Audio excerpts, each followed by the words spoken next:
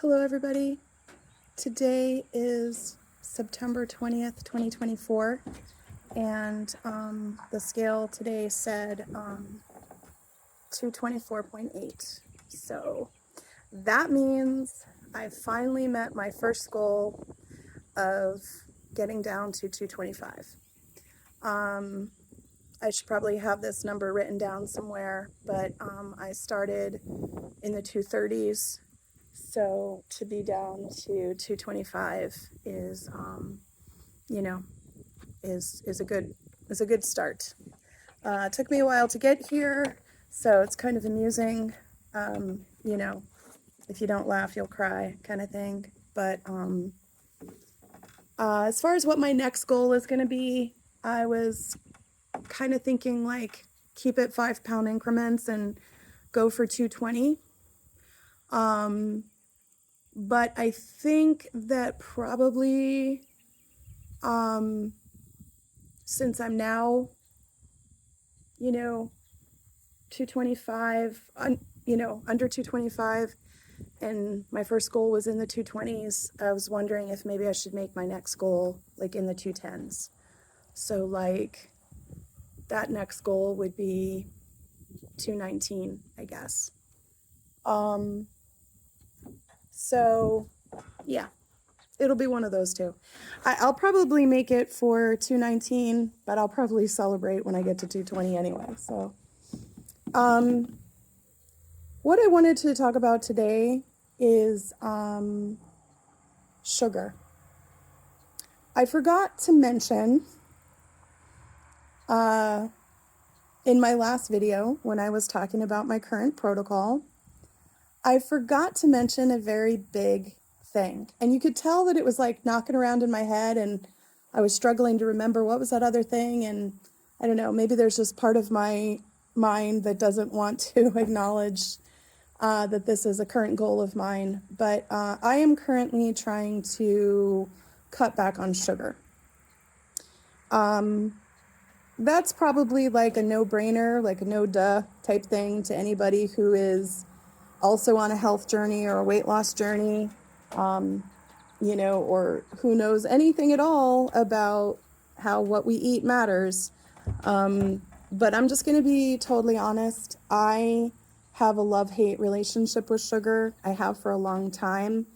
I definitely have experienced it like an addiction. Something that Maya Angelou will say, when you know better, you do better, right? Except I know better with sugar, but yet I don't do better. In fact, I know all of the negative ways that sugar affects me physically, mentally, and I have been continuing to make dumb choices when it comes to sugar. I can also tell you that I have tried hard to like go off of sugar before, a few different times now, and I've had varying levels of success with it. Obviously, sometimes I will think about going off of sugar. I'll make the attempt to go off sugar, and then somebody will, walk in and hand me something made of sugar that looks delicious, and then there goes the goal. Just as soon as it was conceived, it was, put to the wayside. Other times I've had more success with giving up sugar. I've usually tried to go cold turkey, and I usually struggle, like anybody would struggle. Like, let's say if you try to go off of caffeine at first, you struggle, or, whatever your favorite things are. And then after that initial struggle, like I would get to a point where I would realize, honestly, for anybody who doesn't already know this, if you've not already experienced this, I want to just tell you a few things from my perspective about sugar that, in case it helps you, like that's why I want to share. First of all, a friend of mine, shout out to Shannon, told me a long time ago that sugar is as seductive as it is destructive.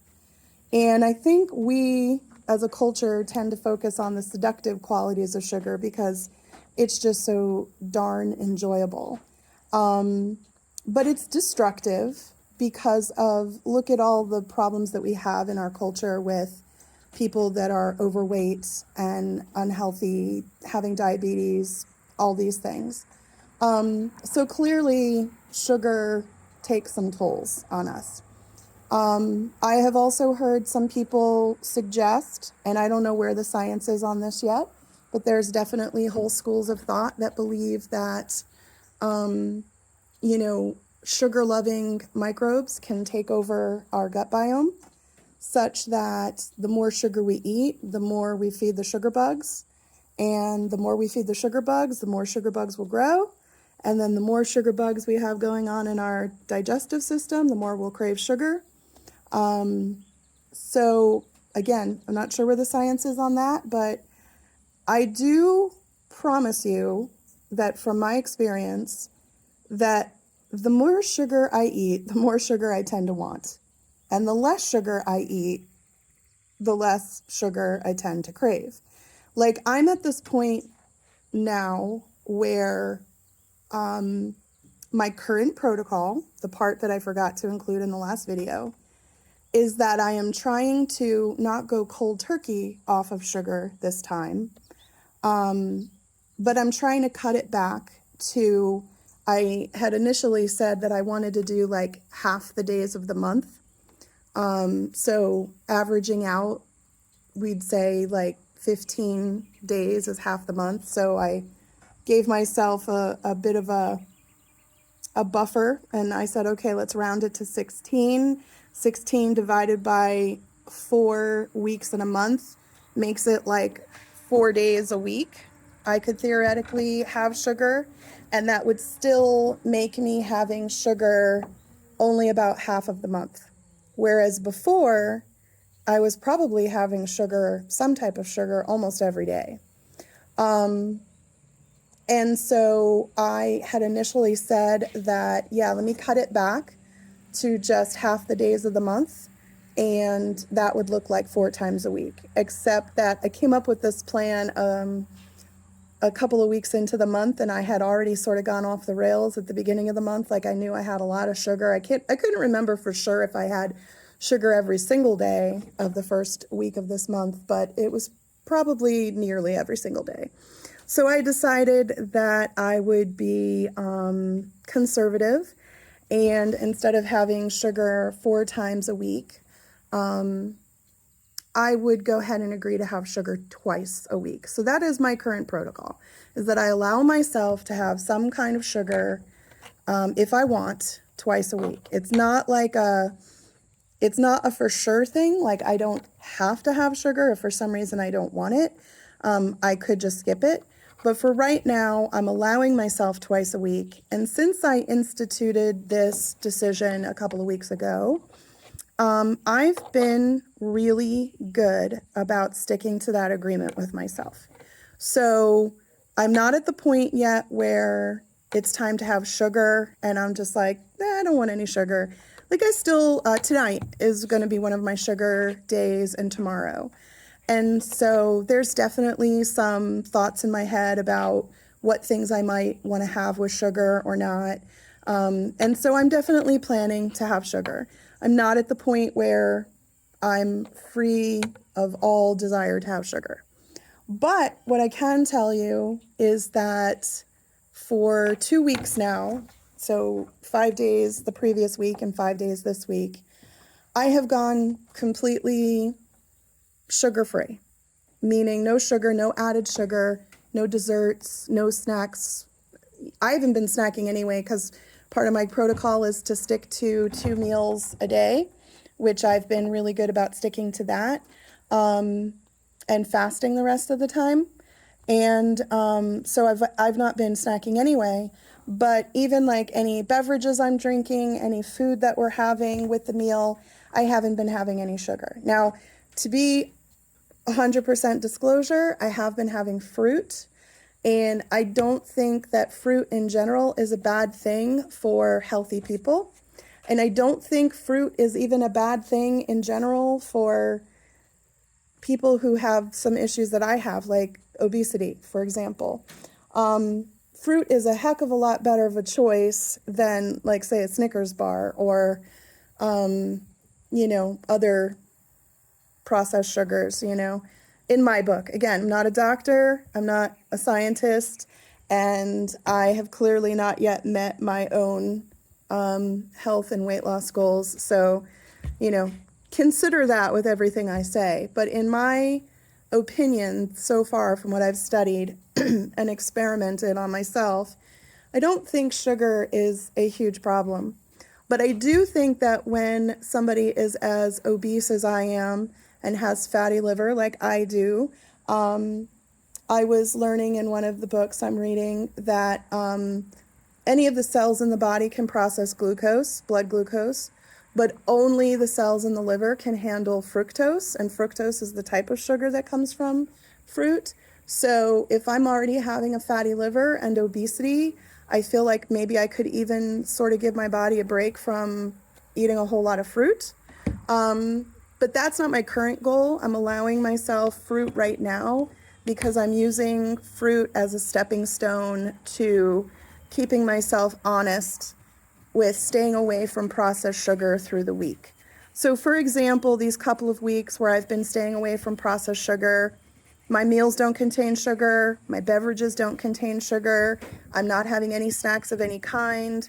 I am sort of having desserts, but they're fruit desserts and they're, directly related to when I have my meal. I'll either have it directly before or directly after my other food. And I know that gets into a whole ball of wax with proper food combining, and especially if you have digestive issues like I do. But I'm not going to talk about any of that in this video. I'm still experimenting with all of that and learning about all of that. And so far, my body has seemed to tolerate either having some fruit as a appetizer, if you will, while I'm prepping my other food, or as a dessert, if you will, after I've already eaten my other meal. But I have, having that fruit, and I don't have it every time, but I have it as often with a meal that I feel like I want it. That has kept me honest from staying away from processed sugars, like any kind of cookies, candies, cakes, pastries, ice creams, anything like that. I haven't been having anything like that for my sugar-free days for the last 2 weeks. And it's going pretty okay. Like, I feel like I'm handling it okay. I'm not gonna lie, I still think about treats, and I still, like, for these 2 days of where I'm allowed to eat sugar, I'm allowing myself to eat sugar. Because I just want to say, like, you're allowed to do anything you want to do, right? You're your own person. Nobody is the boss of you. And so when I say I'm allowed to have sugar, I'm talking about me, like the promises I've made to myself, the agreements I've made to myself. And I'm not looking to be mean to myself or browbeat myself or anything like that. I am looking to keep my promises to myself, though. And I am looking to take care of myself. So the promise that I made to myself is that I would not have sugar except on Fridays and Saturdays. And so that's what I'm sticking to. And this Saturday, by the way, is my husband and I's anniversary. So that's why I'm kind of like trying to plan ahead and look forward to what it is that I think, is going to be what my treat is this time around. But the rest of the week, as far as fruit, what will I eat is, well, maybe I'll have a banana, or maybe I'll have an apple with peanut butter. Or maybe I'll have, my favorite is watermelon. And recently I've been on this like watermelon kick where you squeeze like some lime juice on top of the watermelon. Like, that's kind of like, that's my sweet spot right now, literally. So that is what I've been doing through the week, if I have anything sweet at all. And then the weekends, I just decide what I want to have. Last weekend was my first weekend of breaking my sugar fast, if you will, and getting to eat something sweet. And I ended up getting ice cream to share with my family. And I ended up feeling pretty bloaty and stomach achy the next day. I think it was a combination of the dairy and the sugar in the ice cream. So the idea of there's actually even ice cream, like there's still ice cream in my freezer, y'all, like from last weekend. There's the leftover ice cream still there. Nobody's eaten it. I haven't touched it. So that's kind of an unusual thing. But I'm not really even looking forward to eating the ice cream because I really do suspect that it was the culprit for me having some trouble with bloating and digestive discomfort after having it last weekend. As far as what my plan is for this weekend, I don't really want to talk about my plans for my sugar treats because I'm not looking to trigger anybody. If there's anybody watching that's also trying to be sugar free and get away from sugar partly or completely. But I will tell you that I'm not the type to do sugar substitutes, like, what do you call them? Artificial sweeteners. I don't really like them.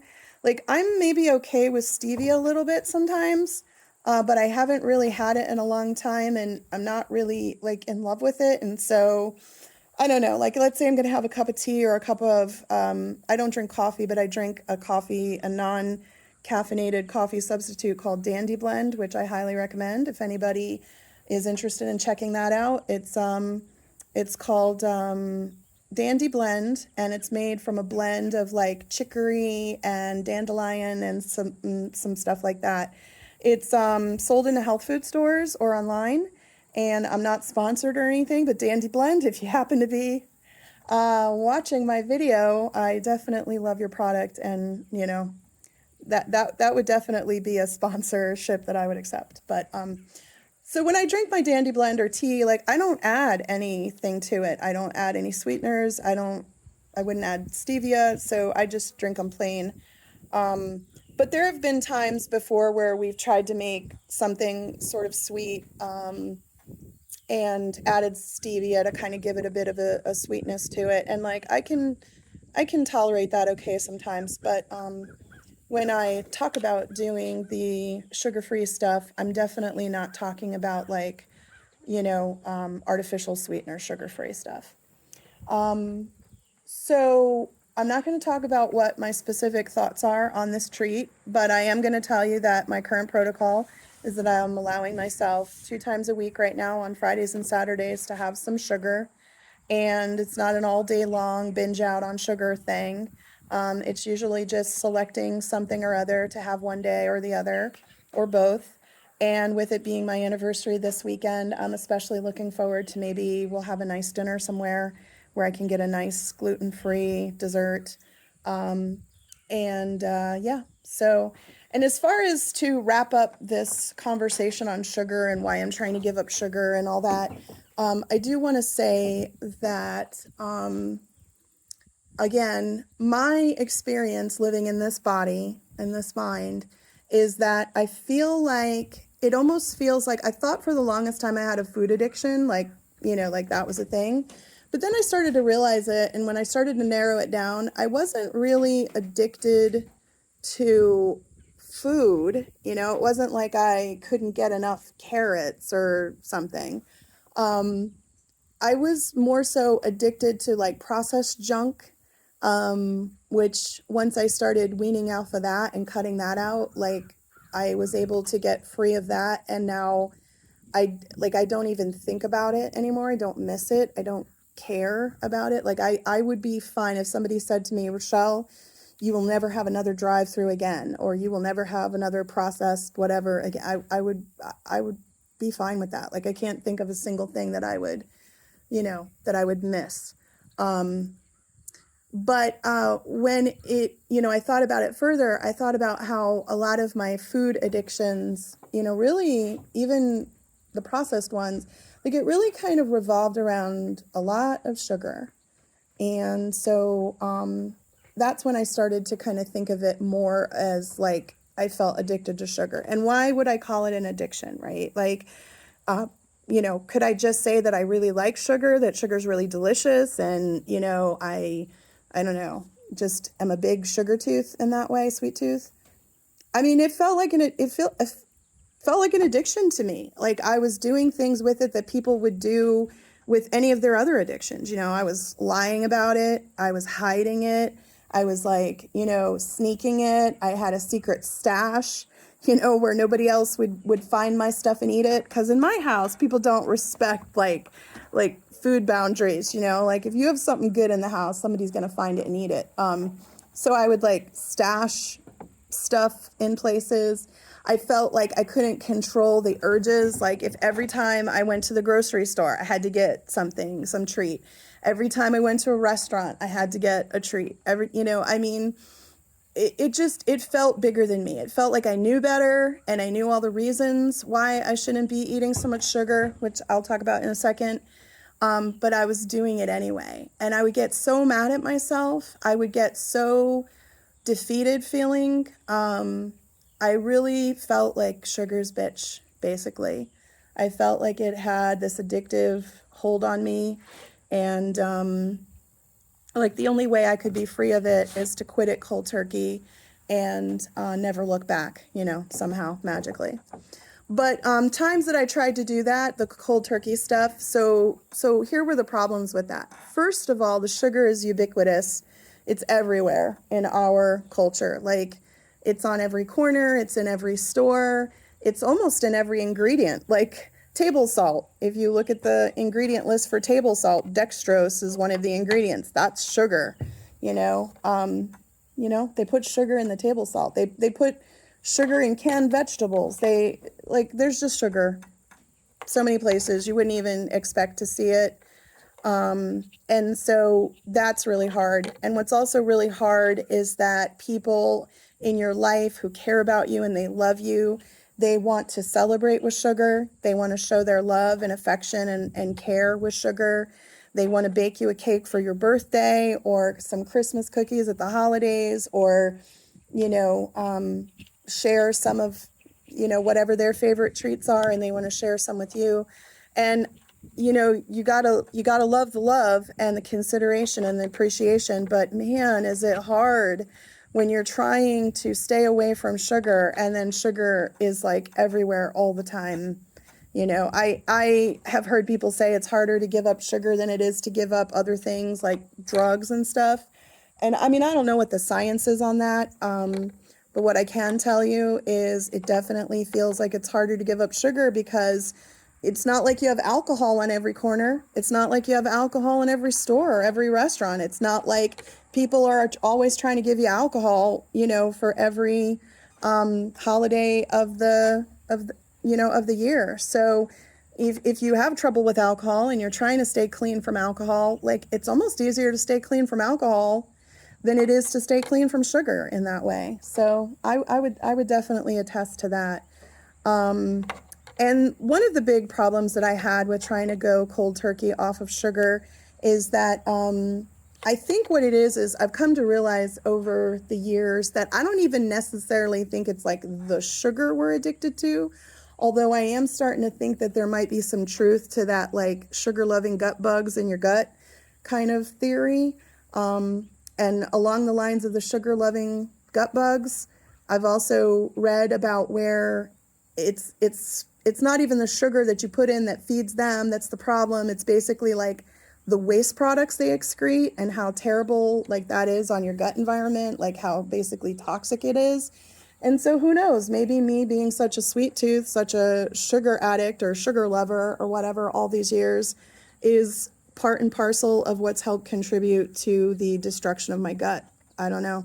But if that's the case, I'm hoping that, I'll be able to build back my gut lining with all of these efforts that I'm making now, one of which is to lay off as much sugar.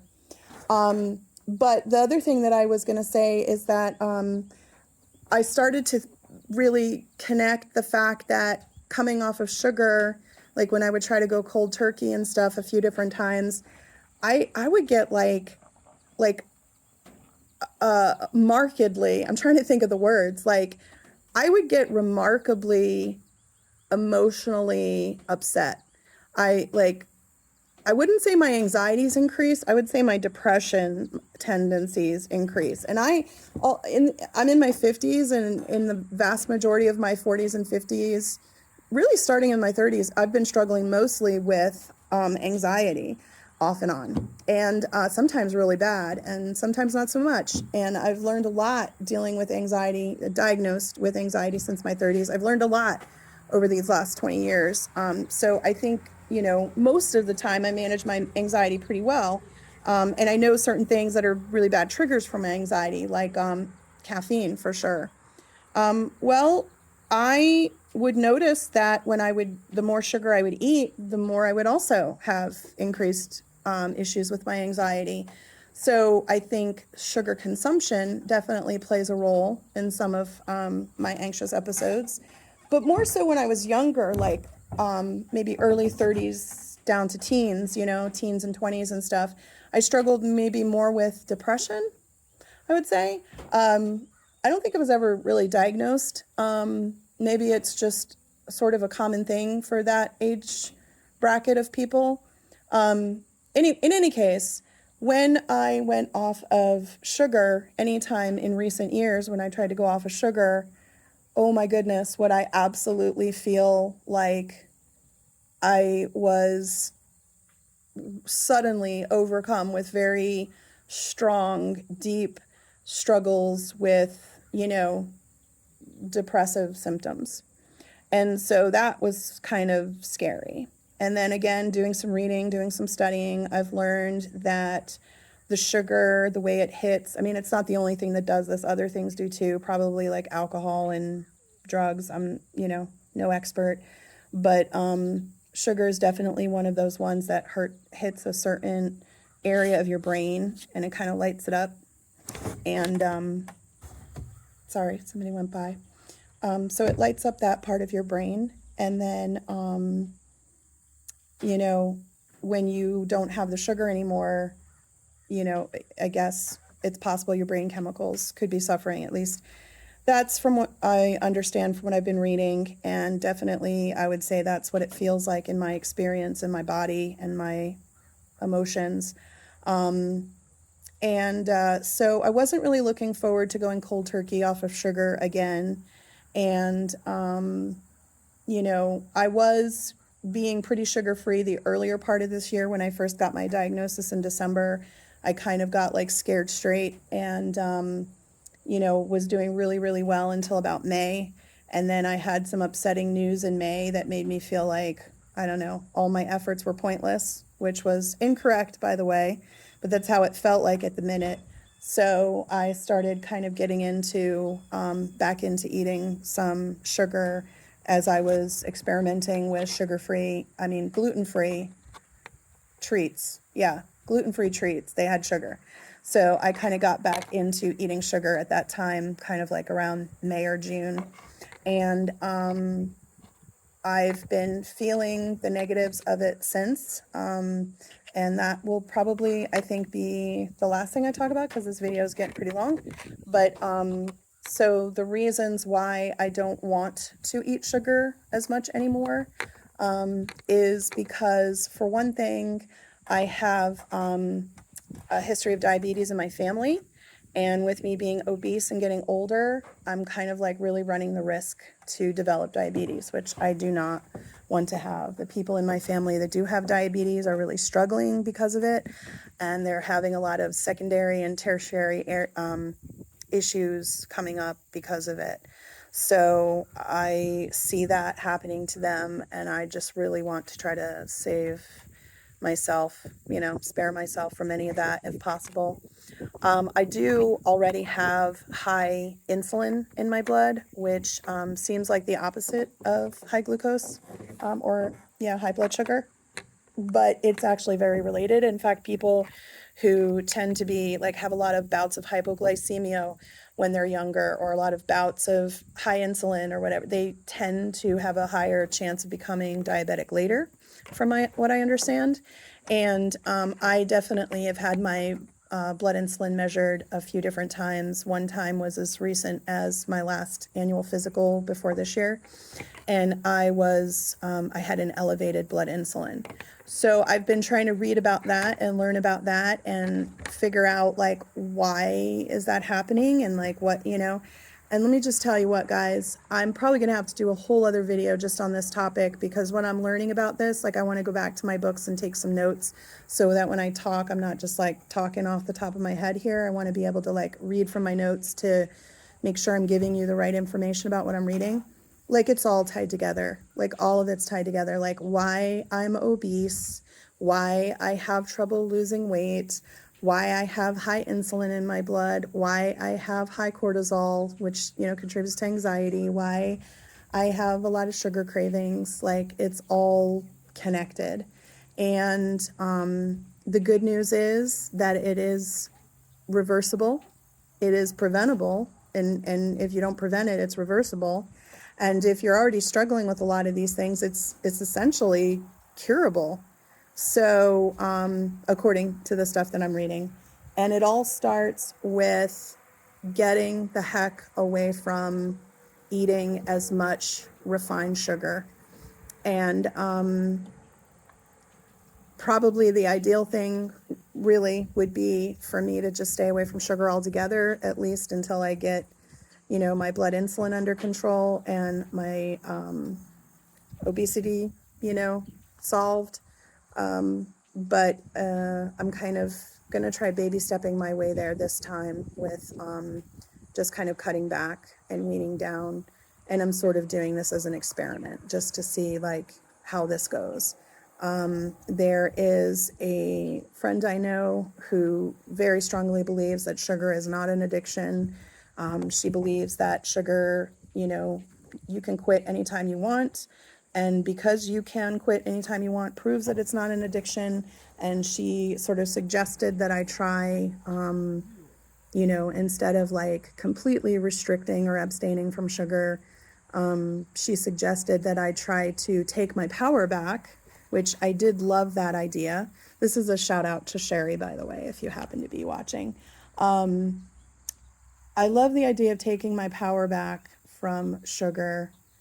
And so that's why I want to experiment with this idea of weaning, because frankly, even though I would not miss if somebody told me you can never have, drive through again or fast food again or processed foods again. Like, I would be fine with all of that. Honestly, it would not be a sweat off my back. Just like I know all you coffee drinkers out there can't believe to hear this, because I used to drink coffee too once upon a time.